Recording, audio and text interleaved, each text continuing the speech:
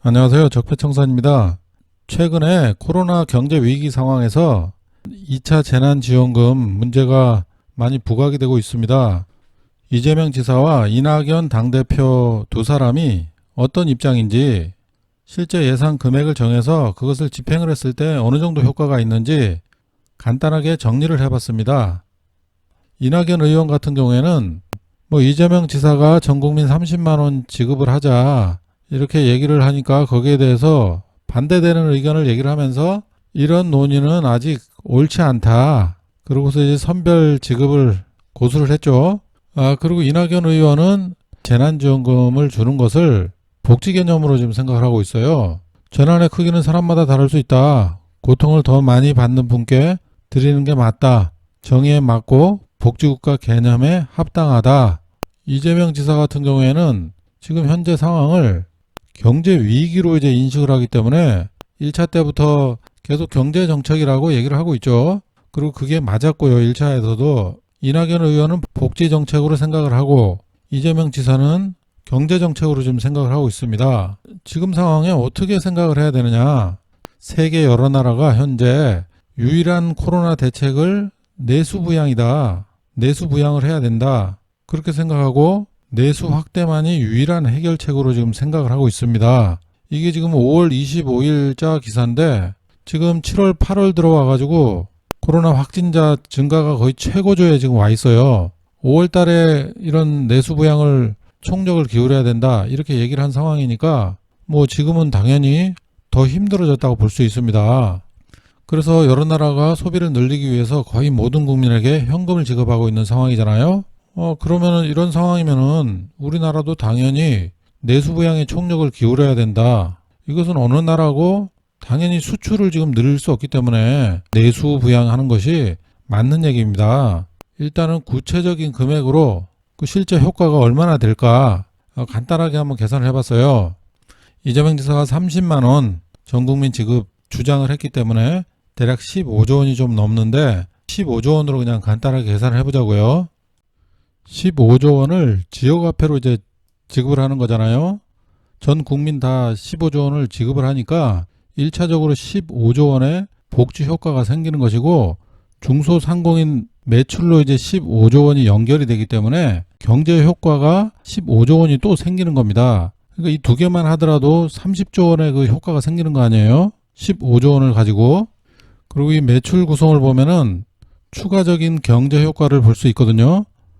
원가가 45% 계산을 했고 임대료 전기세는 8% 계산을 했고 인건비는 20%, 이익은 28% 이렇게 계산했을 때 원가의 6조 7,500억 원은 제품을 구입을 했으니까 이것을 원가로 갚던가 아니면은 추가로 제품을 구입하던가 이렇게 되잖아요. 그렇게 되면 이제 제품 생산이 또 늘어나기 때문에 추가적인 경제 효과가 생긴다.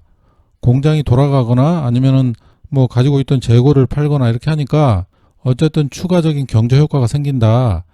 그리고 또 임대료 전기세 등이 8%인데 매출 늘어나니까 당연히 임대료 낼 수 있기 때문에 임대 시장 안정화가 되는 거죠.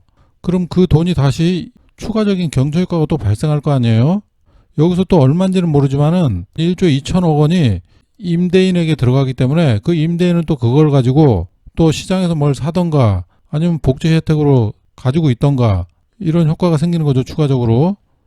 그리고 또 인건비가 20% 3조 원인데 이 3조 원 같은 경우에는 고용시장 안정화 효과가 있단 말입니다. 고용시장 안정화. 그리고 또 이 돈이 그 직원에게 월급으로 지급이 되면은 그 돈은 또 추가적인 경제 효과가 생긴다든가 복지 효과가 또 추가로 생기는 거죠. 이런 식으로 또 이익 4조 2천억 원이 이것도 마찬가지로 복지 및 추가 경제 효과가 또 생기는 거죠. 그러니까 이렇게 지역 화폐를 줬을 때는 전국토 골고루 골목 상권을 활성화를 시키면서 이렇게 추가적인 경제 효과가 체계적으로 나타나게 됩니다. 체계적으로. 여기서 간단하게 계산을 해도 30조의 그 효과가 지금 보이잖아요. 그리고 추가적인 여기서 추가 경제 효과를 다 따지면은 이거 다 따지면 거의 40조 이상 이렇게 될 것이다. 그렇죠? 그러면은 지금 이낙연 의원이나 홍남기 부총리는 아마도 현금으로 지급을 할 것 같습니다.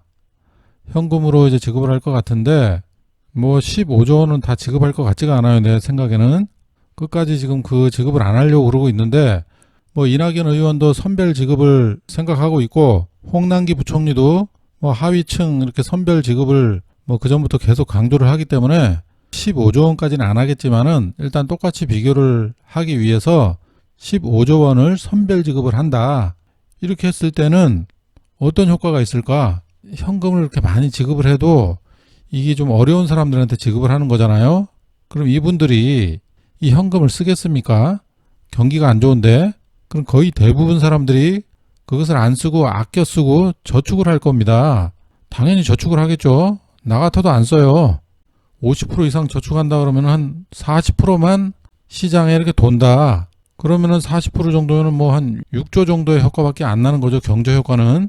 현금을 줬을 때는 이게 한쪽으로 몰릴 수가 있습니다. 대부분 쇼핑하더라도 대형 쇼핑몰에 가가지고 하잖아요.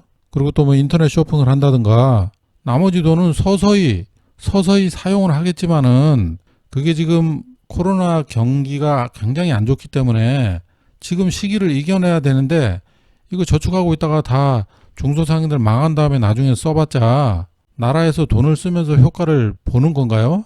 돈을 쓸데없이 세금을 그냥 저축하라고 나눠준 것밖에 안 됩니다. 그거는.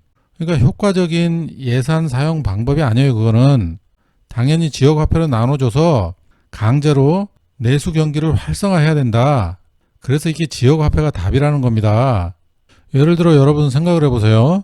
아파트를 어떤 사람이 계약을 했어요. 예를 들어 5억짜리 아파트를 계약을 했어. 그럼 그 5억이 효과가 아닙니다. 대부분의 이제 그 이사 처리되면은 5억짜리 아파트를 계약을 하면은 그 계약하는 사람은 집을 나가는 사람은 그 5억을 받아서 다른 아파트로 이사를 하기 때문에 그 5억이 1차로 여기 또 전달이 되고 그럼 이 사람은 또 저쪽 가가지고 또 5억짜리 계약을 하잖아요. 그럼 10억의 그 효과가 생기는 거고 그 아파트라는 게 보통은 한 건너 몇 단계를 거쳐가지고 계속 거래가 일어나게 되는 겁니다. 아파트 거래와 마찬가지로 지역화폐를 사용을 했을 때 전국에 골고루 추가적인 경제 효과가 일어나서 불평등 없이 경제 효과를 볼 수가 있다. 나라에서 그런 걸 생각을 해야지 뭐 코로나 때문에 지역화폐 사용하기 힘들다? 이렇게 생각한다면 지역 골목 상권 다 그냥 죽으라는 얘기예요. 지금 이게 언제 끝날지도 모르는 상황인데 지금 경기가 이렇게 안 좋은데 정부가 무슨 신산업 육성을 한다. 그러면서 그쪽에 뭐 지원을 해준다? 이게 뭐 경기가 좋아야지 그런 것도 되는 거지.